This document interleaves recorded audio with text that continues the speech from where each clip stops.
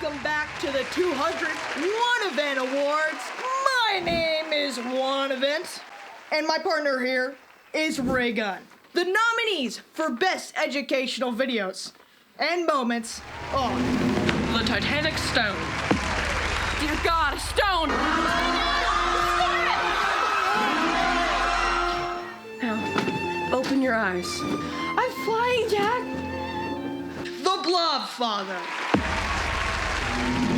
You don't even think to call me Blob Father. Instead, you come into my pod on the day of my Blob Daughter's Design Lab showcase, and you asked me to do burger when you know my wife's vegetarian. The One Poets Society. Oh, Coach, my coach. Thank you, boys. And the winner for Educational Moments is The Blob Father. I'd like to thank my friends and my family. I'm so honored for this award, but most of all, I want to thank One Stone. I don't think I would be who I am or where I am today without One Stone. Thanks for watching.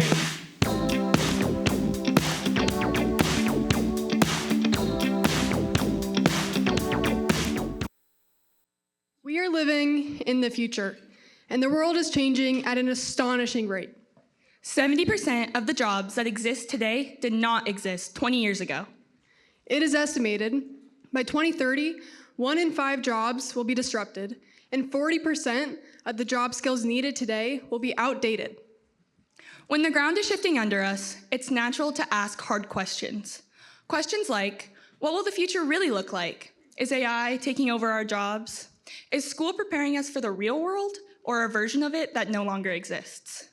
These are not abstract debates. These questions shape real decisions. How we design education, how we invest in students, and how we imagine the possibilities for the next generation. But here's the thing. Uncertainty doesn't have to be something we fear. It can be an opportunity, an invitation to rethink how we do things from the ground up. Because the future will not be a multiple choice test, and it definitely will not come in a 5-paragraph format. You don't prepare for uncertainty by memorizing more answers. You prepare by learning how to adapt, how to collaborate, how to think critically, and how to build something in the real world. You prepare by working on projects that actually matter, by getting feedback instead of grades, and by being trusted with responsibility instead of being told to wait until someday. Welcome to the 2026 One Event. Every time, bro. Every time. Tonight, you will hear from students, alumni, and an industry leader. Each one of them will be taking on one of those scary questions about the future. These are not theories. These are real stories and lived experiences. Stories about how we navigate school, work, and the unknown when the rules are still being written. You can't predict what the future will look like, but you can choose how you prepare for it. And at One Stone, preparation doesn't mean following one single path. It means discovering what you care about,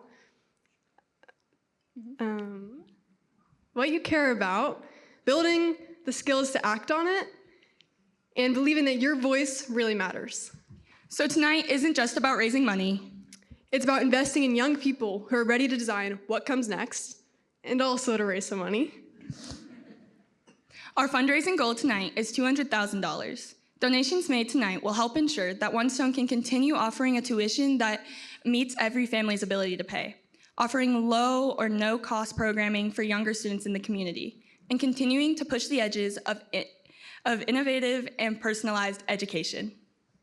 Welcome to Night About the Future. And the students who are building it.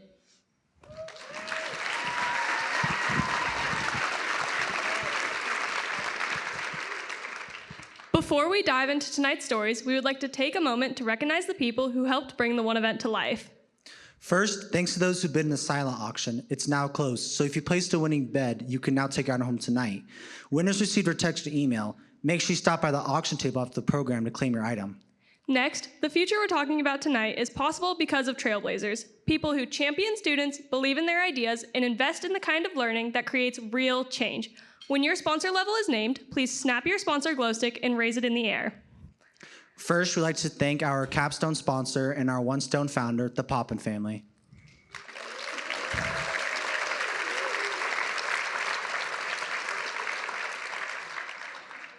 Next, we'd like to thank our Touchstone sponsors, Delta Dental of Idaho and Lamar Advertising.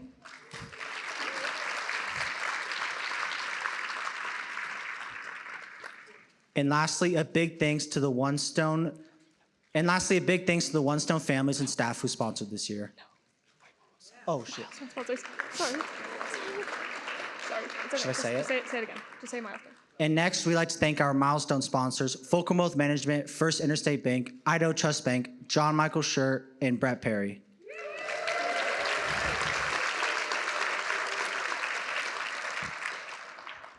We'd also like to thank our Stepping Stone sponsors.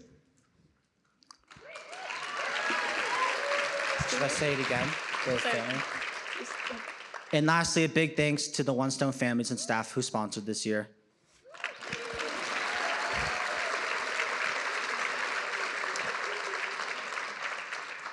Each of you didn't just support an event. You supported the idea that students deserve to be prepared, trusted, and challenged to build the future.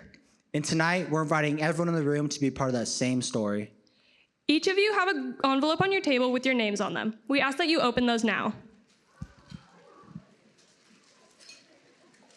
Should I wait? Yeah. Like once this kind of dies down.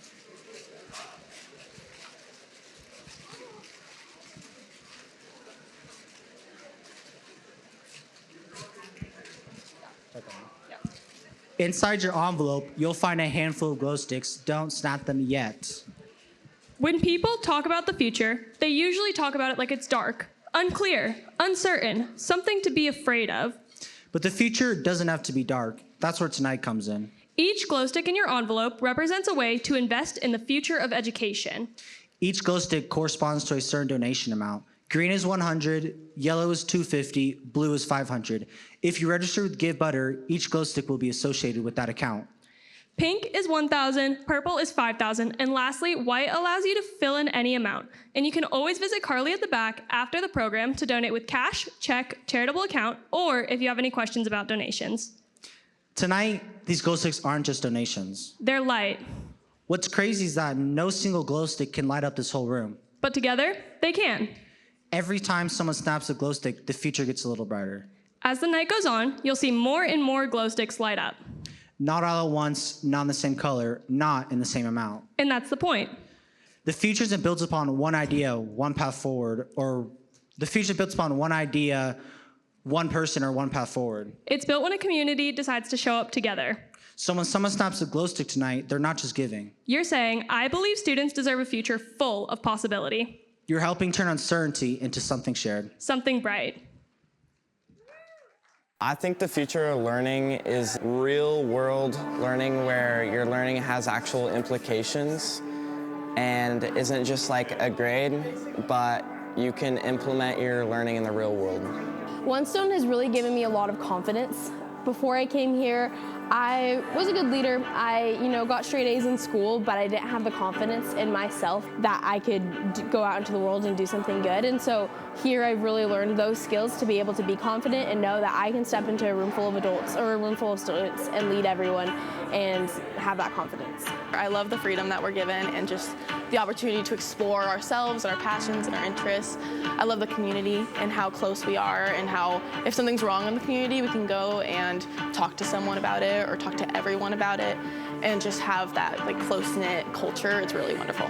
A big thing I like about One Stone is that I always feel wanted. I never feel like I'm being too much because my ideas are valued in the space, and that's a really big part of never feeling like it's impossible. Everything's possible. One Stone is a very good example of anything's possible.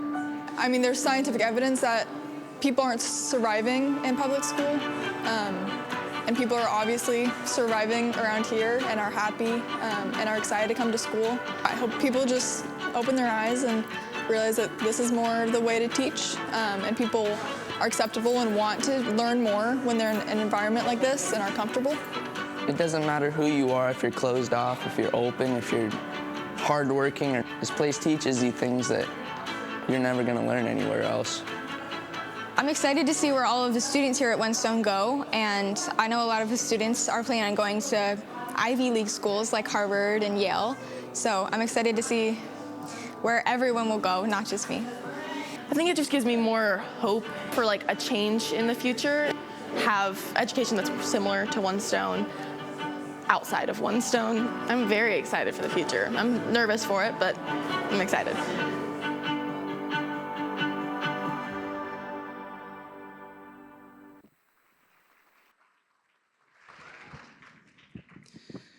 Four years ago, I walked into One Stone for the first time, and at that point, I was further into high school than my parents had ever been. I thought that clarity was something you either had or you didn't, and that not having it meant you were already behind. Does your past decide your future? I grew up around very different paths. Neither of my parents graduated high school, and yet they are still some of the most capable, hardworking, and intelligent people that I know.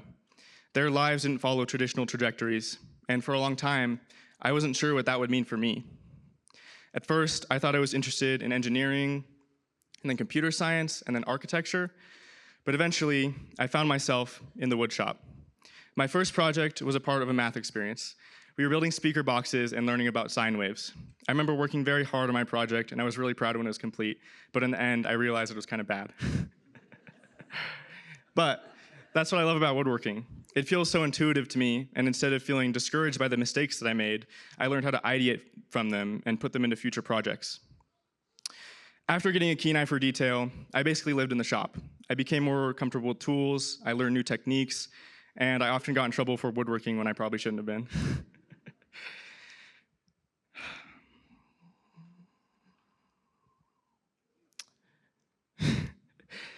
And I often got in trouble for woodworking when I probably shouldn't have been. This shelf is a product of 2 months of hard work, hours and hours of my personal time, and lots of 3D modeling and research. I'm really proud of it because I think that it's a really good representation of the time that I put into building my woodworking skills. Being more reflective of my time at One Stone, I've realized what's important to me isn't the passion, but it's the substance, as woodworking combines attributes about all of the previous passions that I've listed. That brings us back to our question. Does your past decide your future? I don't think that it does, but I think that it gives us insight into who we are, what we value, and how we learn. And when you're given the right environment, you're given the chance to do something intentional with that information. For me, One Stone wasn't about being told who to become. It was about being trusted to try new things, to explore, and to discover what actually felt meaningful. That freedom changed how I think about my future, not as something predetermined, but as something that I actively get to shape. So, maybe the better question isn't whether our past decides our future, whether it's dropping out of high school, changing paths, or just not having things figured out quite yet. Your past doesn't decide where you end up. What's important is the choices you make, the space you're given, and the willingness to build something from what you've been handed. That's what shapes the future.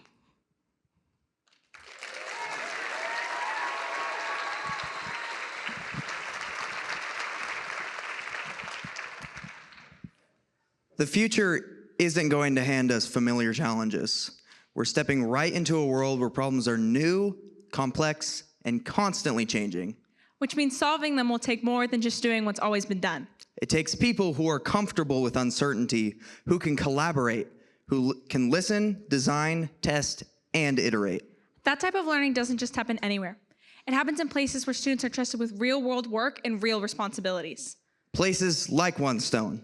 If you know a student that's ready for this type of experience, where the learning is hands-on, purpose-driven, and connected to the real world, applications are officially open. You can go to onestone.org for more information. I'm happy to see that a few glow sticks around the room. Thank you. And please remember that each glow stick corresponds with a different given amount. If you haven't snapped one yet, we encourage you to do so when you're feeling inspired. Thank you for investing in the future of education. And now we get to hear from someone who was in my shoes as a One Stone student just a few years ago. But is now out in the real world solving hard problems that didn't come with a template. Elise Batten was a trailblazing member of One Stone's very first graduating class. She then went on to study industrial and UX design at Western Washington University. and has since worked on collaborative teams in both corporate and consulting settings, designing everything from home goods, consumer electronics, to most recently, footwear at Oboes in Bozeman, Montana. At the center of Lisa's work is curiosity. And a drive to create meaningful experiences that make the world a better place. Please join us in welcoming Elise Batten.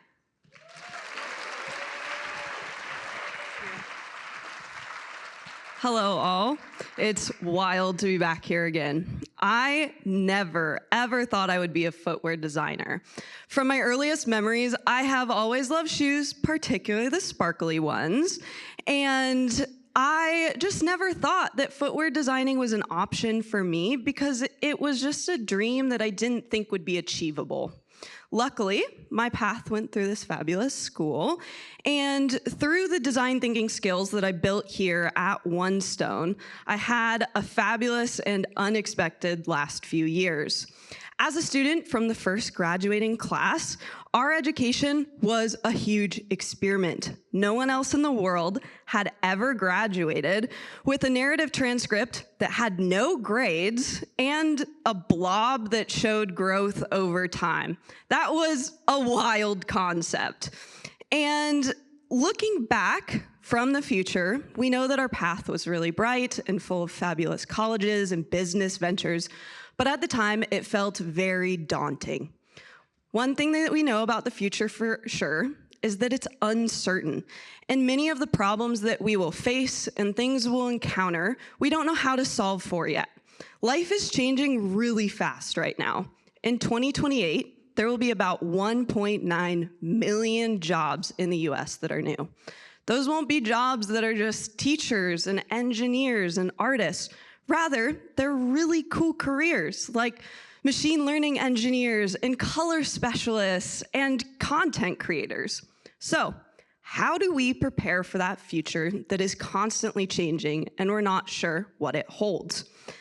At One Stone, the answer isn't memorizing the right solution. Design thinking gives us tools to step into uncertainty with confidence and approach big problems with curiosity rather than fear. Since graduating, design thinking has proved a quintessential skill in learning about my passions and ultimately ending up in a career as a footwear designer. In this time, I've discovered 3 foundational aspects of design thinking that have proved essential to designing for problems that I've personally never faced. The first is community, second is comfort with failure, and the third is prototyping. Community was always at the center of my time at One Stone. We did not work alone. We learned how to listen, collaborate, and build together. When you face problems that you've never experienced before, you need perspectives beyond just your own. You need different worldviews to speak into what you know. When we design in community, we realize that we're not just designing for people, we're designing with people. We were also given a very incredible experience at One Stone, a safety for failure. Failure at One Stone was not just the end of the road. Rather, failure proves a door to new opportunities. We learned how to fail forward, to test ideas, 51 to be exact, as many of you have probably heard, and prototype, learn what didn't work, and try again. Next, in my career, this comfort with failure has proved very essential to creating products. It has created a safety to try new ideas, try things I don't know how to do, and learn quickly. It's an invitation to keep going. Failure's an opportunity to a road that none of us have ever explored, but the invitation to build better ideas. Lastly, there's prototyping, turning ideas into action. Not waiting for perfection, but making something tangible, learning from it, and improving. Prototyping teaches you that progress is more important than perfection. You don't have to know the final destination in order to take the next step. Now, when I attended university, I felt a lot more prepared than many of my peers. This wasn't because I was more successful or farther ahead. It was because One Stone had given me a different set of skills to approach learning. Success was not about the grades. It was about knowing my internal values and being comfortable with failure and embracing ambiguity as a means to pivot. Traditional education often teaches that what you choose to study in university leads to a career, and that's what you do with your life. There's not much wiggle room to change. One Stone taught me different. It taught me to anchor my life choices in my values and use that to assess every single decision. When I graduated from One Stone, I was actually studying to be a trauma therapist. I thought that my creative skills could go towards helping people process their trauma from human trafficking, and I really wanted to work with people. Quickly, I realized that that would burn me out. There's a lot of emotional labor. I have parents who work in a fabulous field where they help people from trauma backgrounds, and I just realized that they were built for that, and I needed to use my creative skills for something different. Thankfully, because One Stone had taught me different, I knew that this failure wasn't necessarily something that would end my life path, but it was something that was a door to a new dream I didn't know existed. So my dad encouraged me to take an industrial design drawing class. Industrial design is this beautiful blend of engineering and art. It's focused on user experience and colors and design. Industrial designer is involved in everything from the chair that you're sitting on, the car that you drove here tonight, and the shoes that are on your feet. Just like trauma therapy, industrial design allows me to use my creative skills and empathy to help other people. But rather than helping them solve their life problems, it was designing products that improves their mental health and well-being. Now, what I want you to take away from this is that you get to design your future and you get to decide who you want to be. Design thinking prepared me for that reality. It gave me adaptability and uncertainty and put humans at the center of my problem-solving processes. It taught me that I'm not just here to solve problems, I'm here to make the world a better place. And who knows, maybe I won't be a footwear designer forever, but the beauty of that lies in the fact that I have a toolbox of skills now to embrace uncertainty, a community to rely on, and a love of failing forward. That's why One Stone matters.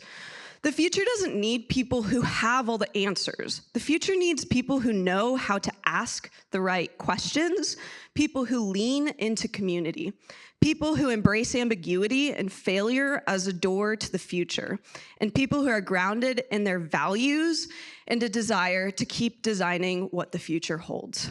And that's exactly the people that One Stone grows.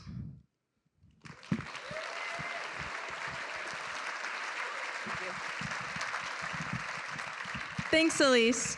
If you're feeling inspired about solving hard problems, then snap those glow sticks. Remember, you have the opportunity to write in your own amount using the white glow stick. As a nonprofit deeply committed to equity, these funds are absolutely essential to our continued success and student impact. Now, let's see those lights.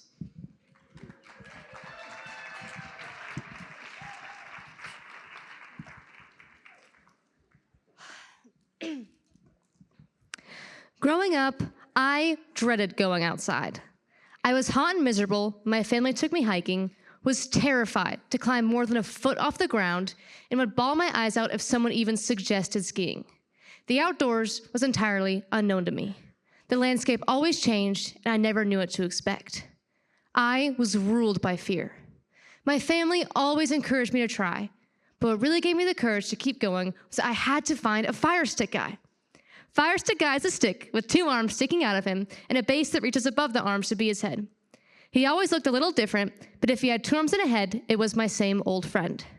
No matter where I was, how afraid I felt, I always knew there was a fire stick guy nearby watching over me, believing in me. Fire stick guy was a constant in an ever-changing environment. Over the years, with Fire stick guy's encouragement, the outdoors became a safe space for me.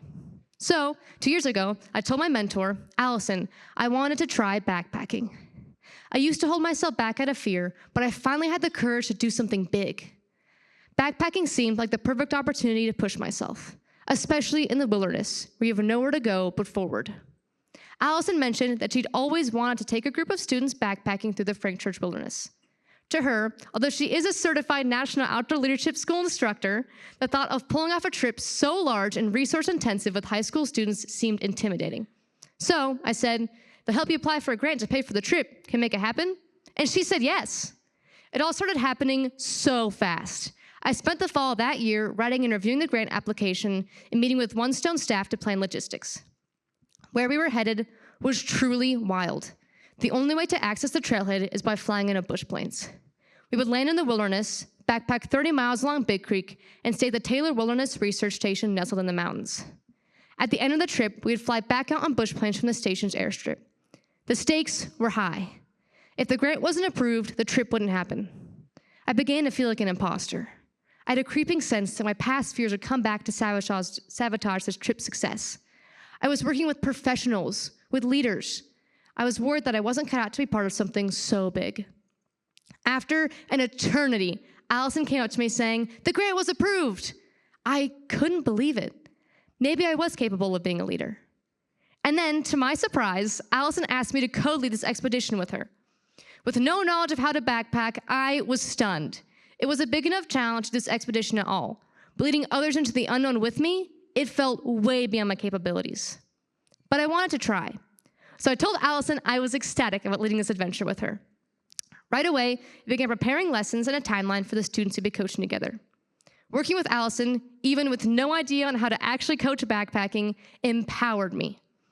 With 8 weeks before the trip, students from all different outdoor experience levels and ages came together. 50% of the group had no prior backpacking experience. Allison and I led discussions on things like risk management, wilderness philosophy, and leave no trace principles. Each student also led workshops on topics like leadership, cooking in the backcountry, and preparing physically. In One Stone fashion, this experience became entirely student-driven and collaborative. Before we knew it, our bags were packed and we stood before the expansive, unfamiliar wilderness. This trip had become more than I ever dreamed it would be. In moments of fear, I put one foot in front of the other. I challenged myself to explore new things. Horseback riding, rattlesnake encounters, cave exploring, river plunges, bighorn sheep sightings, and roaring creek crossings. The team had also built a culture of camaraderie and trust. We checked each other for ticks at every stop, all shared in carrying the equipment and food, helped each other put on our backpacks every morning, and we each learned to lead. It was a smashing success. On the last night, we all huddled together on the airstrip, and I cried. I never want to go home. Big Creek changed me. It changed me because Allison took a risk and believed in our dream. Big Creek taught me that I'm capable of taking the reins, both figuratively and literally, and conquering my lifelong fears. And I learned that I'm capable of leading others, that I can be someone else's fire stick guy. So my answer is yes, students can lead the future, but they're often limited by adults' fear of, what if?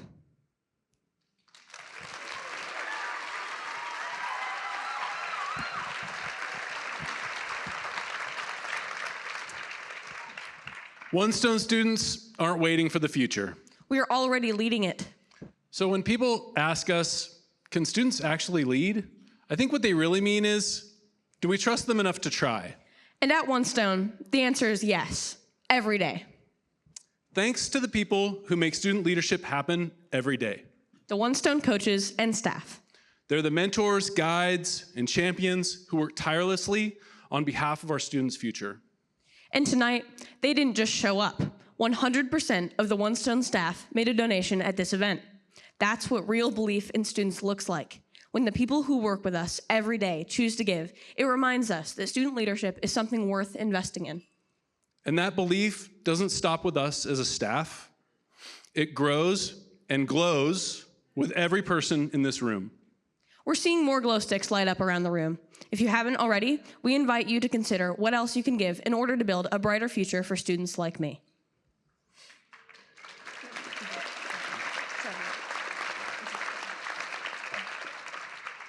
On the screen is a reminder of what each glow stick signifies. Every donation is truly appreciated and is fundamental to our continued success here at the Lab School and beyond. Thank you for your belief in students leading the future. Up next, we're excited to welcome another One Stone alum who's working at the intersection of leadership, technology, and the future of work.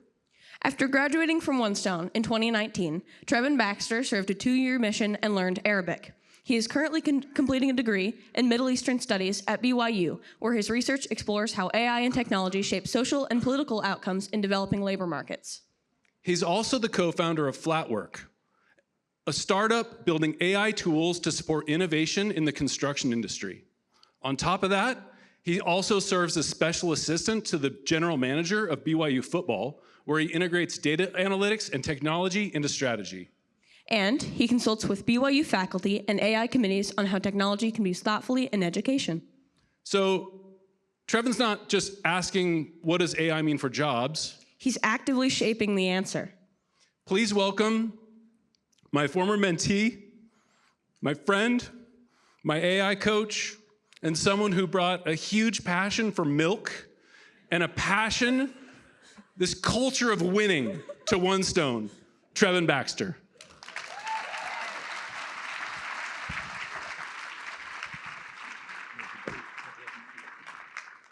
Thank you, Michael. That guy's the best. Now, I appreciate the wonderful introduction. My name's Trevin Baxter. Been asked to talk about, will AI take our jobs? And so in the process of the speech, I encountered a great example for you guys. Michael had asked me for a headshot. Now, I'm no professional photographer, so I needed to remove the background.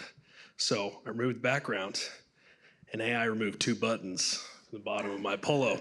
I decided to submit it anyways, just to see if Michael would notice, and he didn't. So gave me a great example to talk about on why AI will take our jobs, but just certain skills from our jobs, because somebody's still got to keep the buttons on there, right?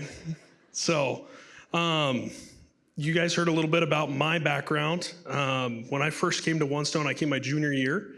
I was pretty disengaged. School wasn't my thing.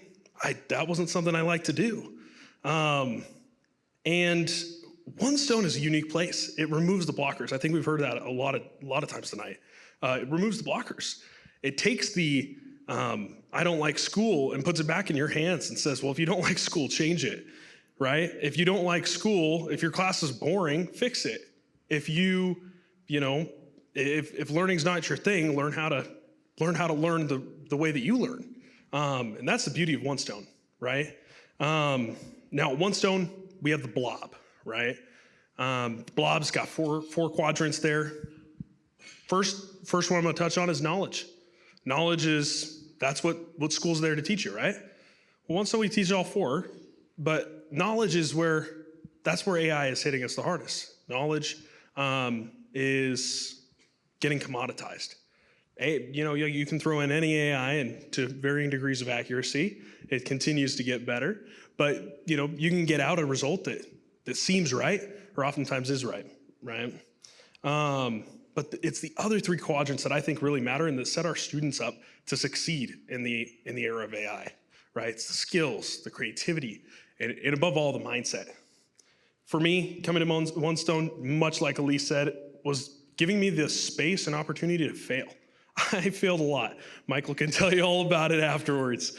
But it was a great opportunity for me to learn that that's not the end of the road. And it gave me the space to learn how to improve. Now, in football, we use AI quite a bit. Use it to make, to scout, use it to do analysis. But as all of us know, running a football team is not all about just being super analytical and scouting the right players. There's a locker room. These are young men. These are guys just, a few years younger than me, right? And so AI can tell you, oh, that guy's undervalued. That guy's a great pick. But it can't sit down in front of a player and tell them and empathize with them and understand them and say, hey, you know what? One more year, we can get you ready for the draft. And that's not something that AI is going to be able to do. It's that interpersonal interaction that's just so powerful, because you can't automate trust, and you can't automate brotherhood. You can't automate family. Now, what I love about One Stone is it puts out real people with real purpose that do real things. And more that's just getting harder to do. Every product's AI powered. Everything people do is It's not real.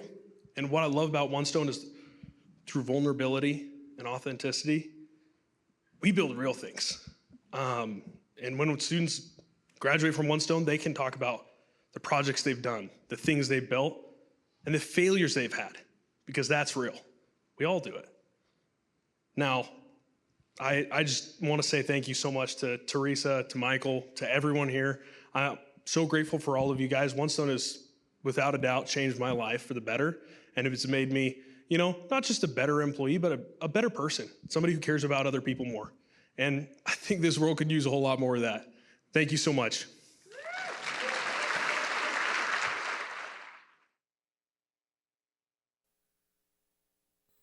What am I up to? Working, living in Boise, being a tax-paying citizen. I'm the operations manager for City Club of Boise. I'm doing really well. Yeah, I've been going to Evergreen State College. I'm in my final year now and studying psychology and sociology with hopes of being a school counselor. And I worked as a para with special ed kids, and so that was a lot of fulfillment and enjoyment for me. So I'm a junior at the Savannah College of Art and Design. I mostly spend my time there working on school stuff as it's a harder program, and then I also produce short films, and I spend a lot of my time working in kind of the student film industry, hoping to break into the actual film industry post-graduation. Well, I'm a 3D artist. I've been making a lot of YouTube videos.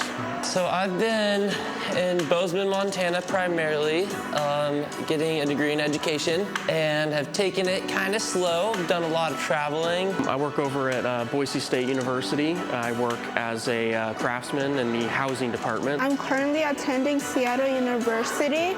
The way that One Stone helped me is a lot of my classes required for me to be able to speak out loud. And without One Stone, I don't think I would have had that confidence to be able to talk in front of like 26 people. One thing it really did, especially at the job market, was I was given a lot of opportunities to kind of get used to presenting myself, putting myself out there, do cold emails, cold calls, that kind of thing. That's something that in the job market right now you have to be doing.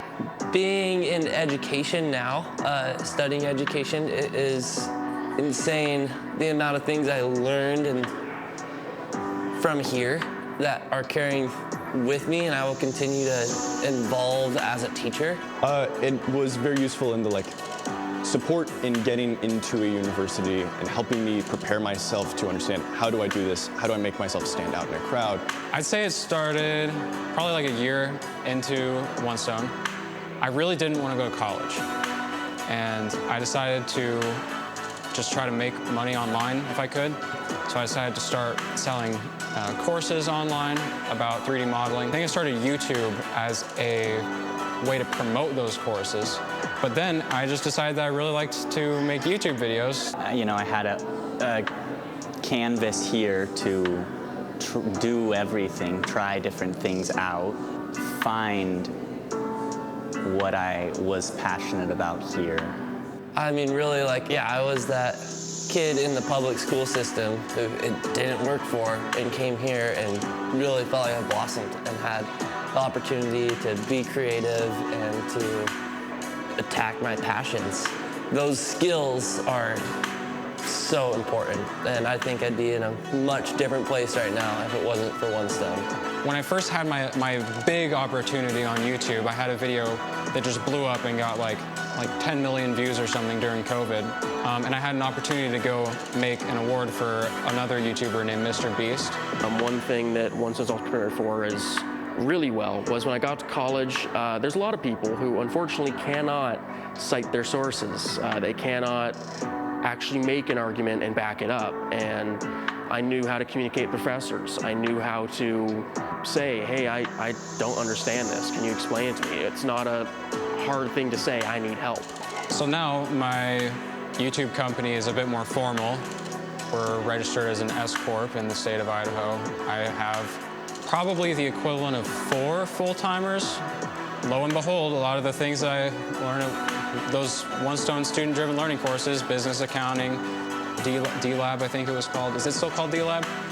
And you know, more than that, I think, is less about the skills you learn and more about the method of learning, because many of the things I do like the actual technical skills that I employ on a day-to-day basis are radically different than what I used to do. But I just get to walk around with this like supreme confidence that like whatever I decide to learn, I just feel confident that I'll be able to pick it up. And also it taught me to do hard stuff. I know that I am able to walk into a room and say, okay, I'm going to be here working for 8 hours. And part of One Stone's beauty is that sometimes it can be really difficult, and it teaches you how to work through that. I don't think I'd be able to go to college just because of how expensive college is. But coming to One Stone, I met a lot of great people who believed in me and also believed that I'd be able to make it through college, even though college is so stressful. But they believed I'd be able to do it, therefore they invested in me, and I really, really appreciate that. And I'm actually so happy that I came to One Stone. Yeah, I really appreciate how One Stone taught me to think outside of the box and think about people first. One Stone's been so special, yeah. Yeah, I talk about it all the time in papers and stuff. And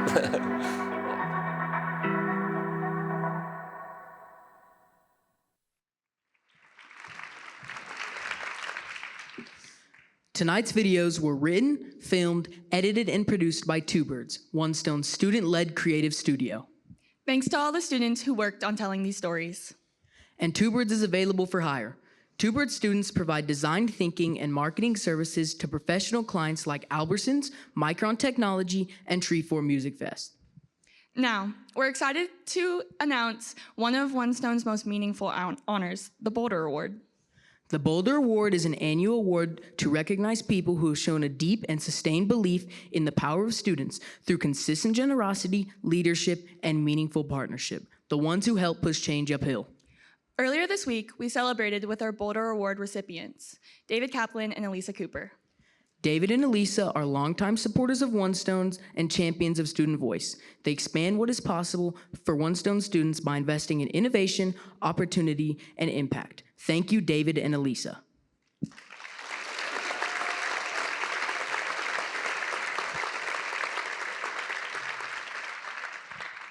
Now, we're excited to introduce someone who has spent his entire career challenging the world to reimagine learning.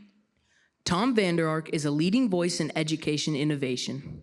Tom currently serves as senior advisor at Getting Smart, where he works with schools, districts, and organizations to build the future of learning. Tom has visited over 3,000 schools to better understand innovation in education. His work focuses on how we can make learning more meaningful, equitable, and connected to the real world. Tom is also a prolific writer and speaker. He has contributed to over 50 books and written thousands of articles and insights through Getting Smart and beyond, including numerous of which that feature One Stone.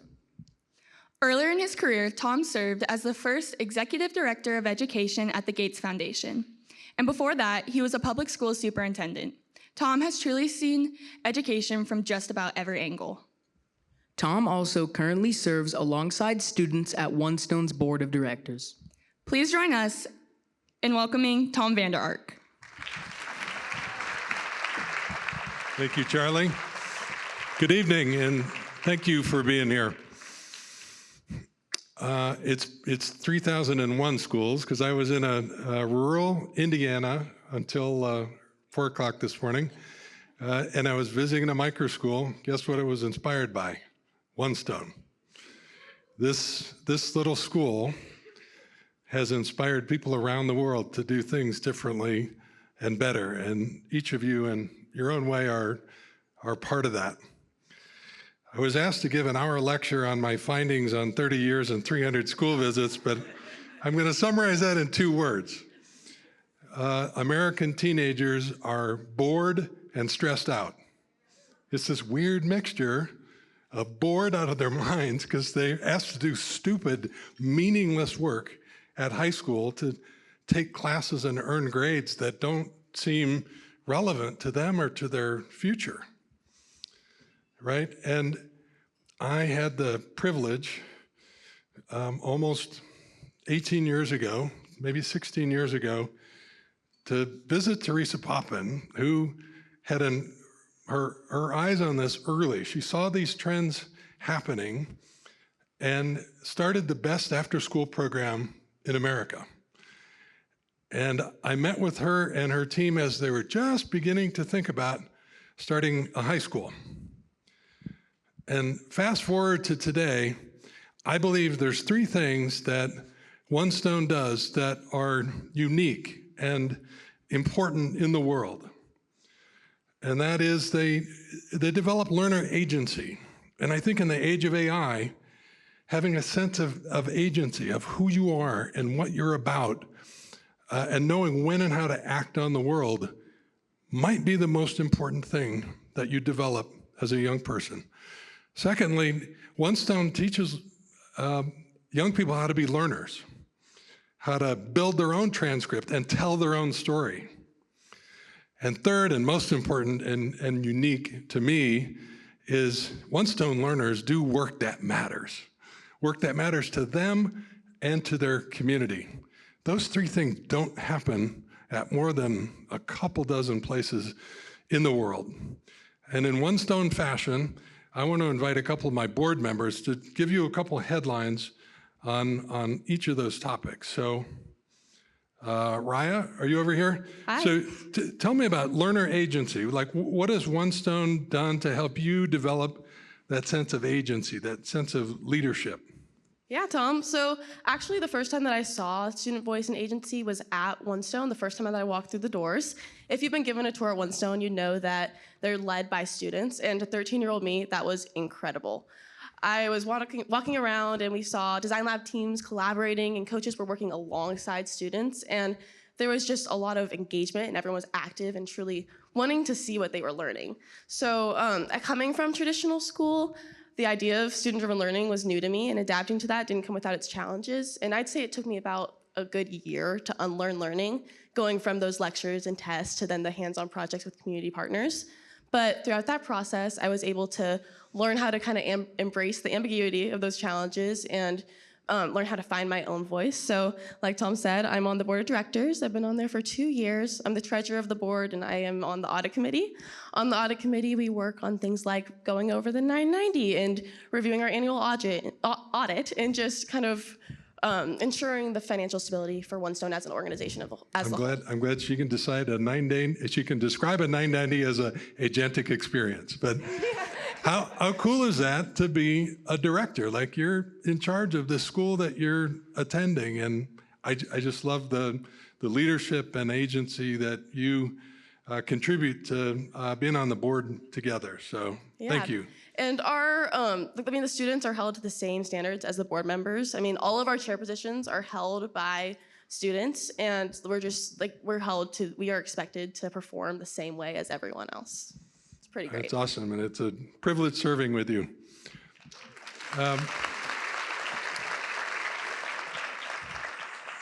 Sophia's been here 4 years, and she's, since day one, been building a growth transcript. I was thinking about this, Sophia, when Elise was up here. Elise was in that first class. Do you remember that first class? I was thinking of Tess and Ariana, and I watched those kids give their growth transcript report to their parents the very first time, and had this sense of, man, this is really unique. These kids know what they're learning, why it's important, and can describe their own learning journey. What's that been like for you over the last 4 years, and how has it worked out? Yeah, thank you, Tom. One of my favorite things to say is that One Stone isn't only building successful students, but also just all around well-rounded human beings. I think I had a pretty unique journey with the growth transcript. I was a straight A student. I came into One Stone and I was basically like, why would I work on empathy or vulnerability during school? I just want to do some math problems. What's happening? Why am I trying to reflect on my learning? Why am I trying to look at my future? Just hand me a test and I'll get an A and it'll be fine. That obviously doesn't work very well here. Like you stated, we have a growth transcript with multiple different areas. The space I would say I've worked on most is vulnerability. I used to really struggle with vulnerability. I thought it was every single person I met had to know my deepest, darkest secrets and the closest parts of me. And I think while that can be part of it, vulnerability is just putting yourself out there. It's speaking in front of this room. And it's that kind of like just notion of I can do this and I've got this. vulnerability has really taken me places I would have never imagined. This fall, the lab director, Michael, and I actually had the opportunity to fly to Barcelona, Spain, to speak at a conference on STEAM education and what the future of education looks like around the globe. There was some interesting language miscommunication, and we did not fully understand our role at the conference. We ended up presenting about 5 or 6 times to a variety of different educators and students from around the globe. This was really scary, as you can probably assume. I'm sure you guys are all like, oh, man. I got to wear a language translation headset. That was cool. And while this was scary, looking back on where I would have been 4 years ago, this was exciting. It was more exciting than anything else. So has this growth transcript worked out? Were you able to access the colleges you had in mind? Yes. I visited Tufts University this summer, and as the second I stepped on campus, I was like, this is it. I will be attending Tufts University in the fall. That's awesome.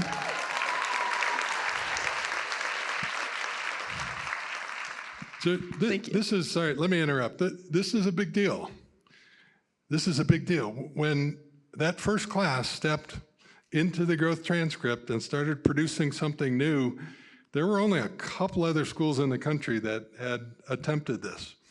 And you as a community have helped demonstrate the efficacy of a new way of describing capabilities. And it works. Hundreds of kids have accessed the best universities in America, like Sophie, using this kind of a transcript. So you've been part of something super important, and man, I'm glad that worked out well for you. That's awesome. Thank you. So I do want to compliment you that vulnerability, what an interesting thing to have on your transcript, right? It's alongside a bunch of hard skills, but you can also describe your emotional intelligence and give examples of where and how you developed and demonstrated those skills, right? Yeah. That's awesome. Thank you. Thank you, Tom. All right, last thing that I think makes One Stone really special is that young people do work that matters. Work that matters to them, that's of interest to them, that matches their passions and interests, but it's also important to Boise and the broader community. Louis, give us an example of a project that you've done that feels like work that's important.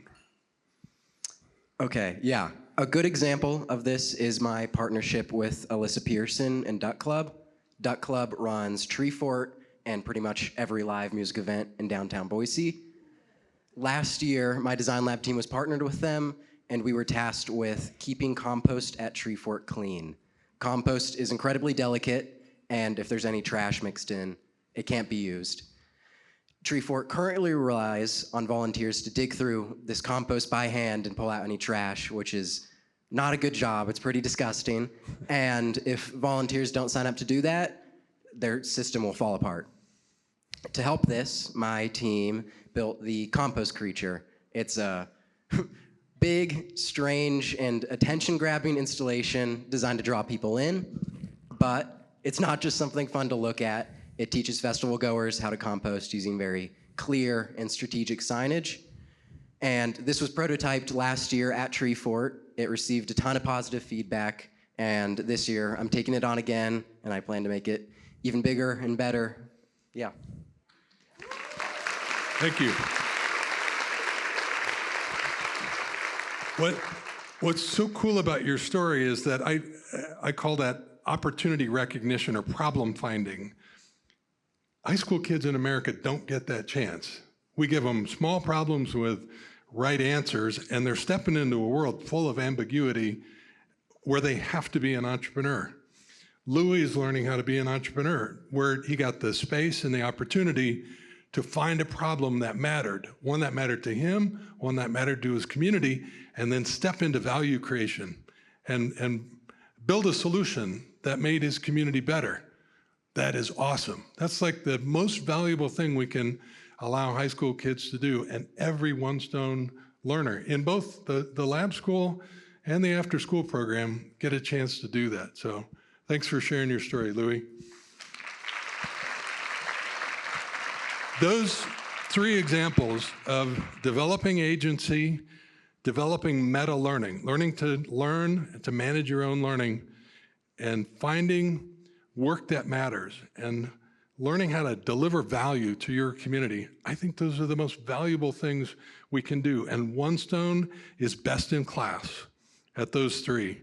And for that reason, I think this little school might just be the most important school in the world.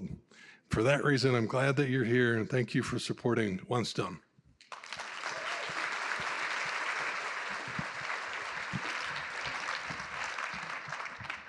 You just heard how traditional school doesn't always prepare students for the real world, and how One Stone is working to change that. What's really exciting is it's not just happening at the lab school and with other after-school programs here in Boise.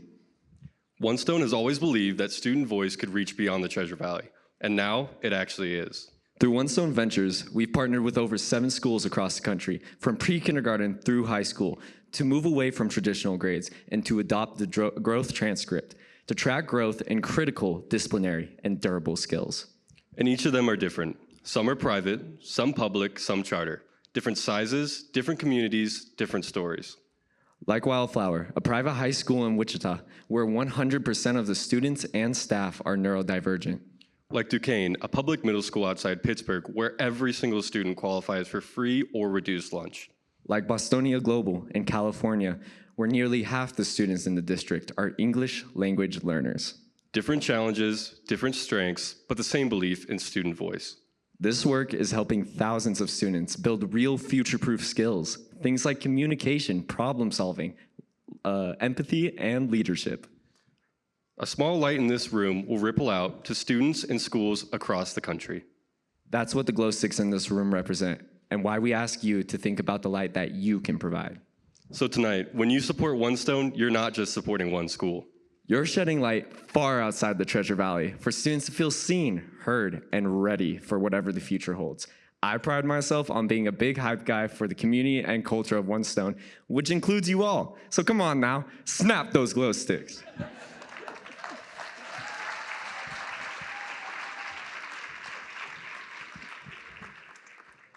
Picture biting into a fresh tomato or a slice of cold watermelon on a hot summer's day. There's nothing better. I'm a farm kid. I live on an organic farm in rural Caldwell, Idaho. I am very lucky that my entire life I've been able to walk into the field, grab a fresh watermelon, crack it over my knee, and share it with my dog. I teach small kids outdoor education on my farm, and kids love to visit the farm. They love to pet the sheep, they love building big mud puddles and jumping and playing. But most of the kids that come to the farm hate vegetables. Are we surprised? They say, I hate kale, I hate spinach, and most of all, I hate tomatoes. Will you try one? Nope, nope, nope, nope, nope. But we have one rule on the farm. If you pick it, you eat it. Kids love to pick. Nothing feels better than picking fresh fruit. So if they pick it, they eat it. And kids start to say, oh, these tomatoes are good. These tomatoes don't have that weird texture. I like these tomatoes. If you pick it, you eat it. And that's how I want to live my life. I want to be able to pick up experiences and eat them up. I want the experiences of life to run down my face, making my fingers sticky with sweetness. As you have heard at One Stone, we have experiences. And I have only been here one semester, but I'm eating them up. In one semester, In one semester, I've been able to upcycle clothes, research earthships, and learn to be off-grid. I've researched the native tribes of Idaho. I built a huge movable owl puppet for a children's nonprofit winter event. I've gone camping twice. I've researched the bass culture in Boise, and I savor every bite. The Foundry, our makerspace, is a golden cherry tomato. Crunchy and so addictive. You can eat buckets and never be full. Catalyst, our art space, is an early girl tomato, sweet, but with a familiar taste. Ripple, our music studio, is a Fahrenheit blue tomato, intimidating and foreign, but so sweet and bright. The whole school is the best bite of a Cherokee purple tomato you have ever had. One Stone allows you to dive into projects with coaches that will take them as far as you want. 2 One Stone students will be in the same experience, having 2 completely different adventures. One Stone is amazing because everyone has different ways of consuming experiences through their superpower. Everybody has a superpower. Some people are really good at sports. Some people are really good at art. Some people are born storytellers. My superpower is leadership. One Stone has given me so many opportunities to be a leader, like being the student lead in the kitchen and doing everybody else's dishes at the end of the day. My future isn't just about enjoying experiences, but creating them. In my life, I have more of a bucket list than a bullet point list. I see myself as a leader, creating, nurturing, and building experiences for my community and myself to fill their bellies. What is One Stone? What do you do? Do you learn anything? I get asked those questions all the time. And yes, One Stone is not the same as any other school, but it works for me because they trust us to make our own path. When I think about what the future holds, I have lots of doubts and questions. But I do know that I have been taught to enjoy my life, and I will continue to fight for the things that I believe in. I want to try all the tomatoes life has to offer, and I will continue to grow with all of these beautiful people. One Stone has allowed me to figure out who I am and what I want from my life. But I feel I've only taken a small bite of what One Stone has to offer. Thank you very much.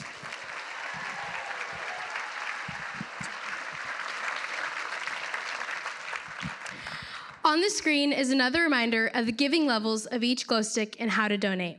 Ella and I are here to remind you that tonight's stories are fueled by donation and support like this. Please look at the glow sticks you've snapped and consider if you can give at a higher level. There will be students coming around shortly to answer any questions you have about the giving level with the glow sticks, and Carly is at the cashier's table to take donations in any form. You can also head to givebutter.com/oneevent2026 to donate virtually.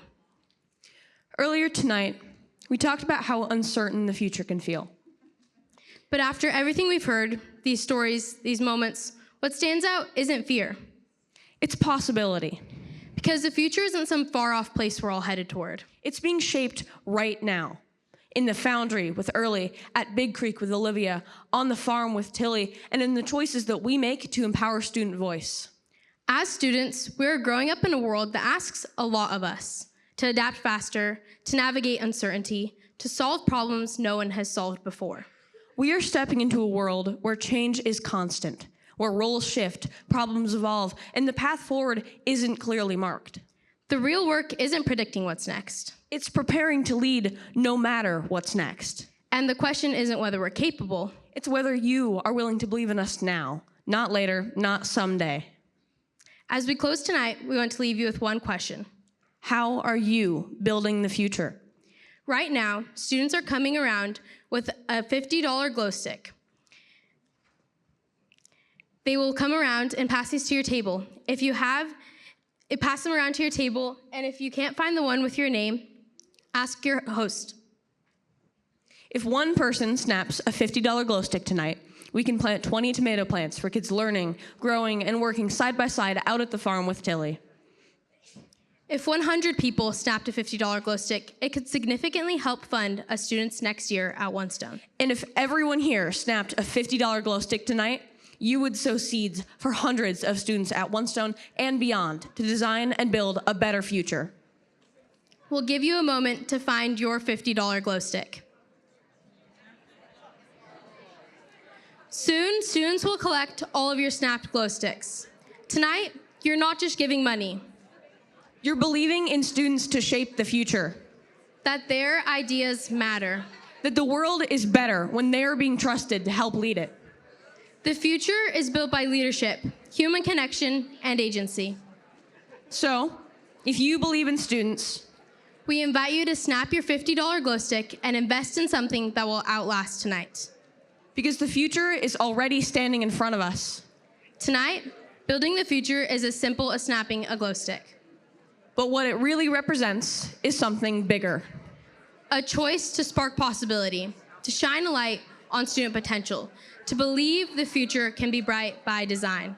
This is how the future gets built. Together.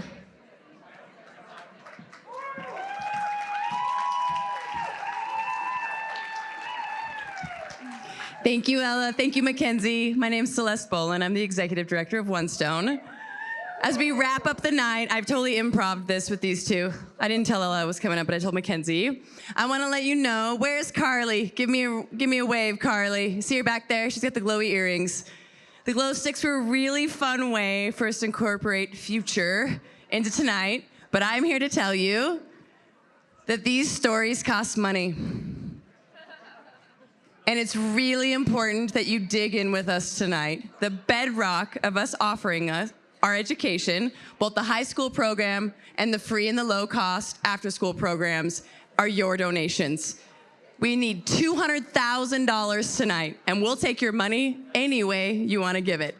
So if the glow sticks worked out, fantastic. If not, I'm about to go join Carly, look for our sparkly earrings, and we can take your donations anyway. We really appreciate you coming. The students tonight are proof that we do have a brighter future.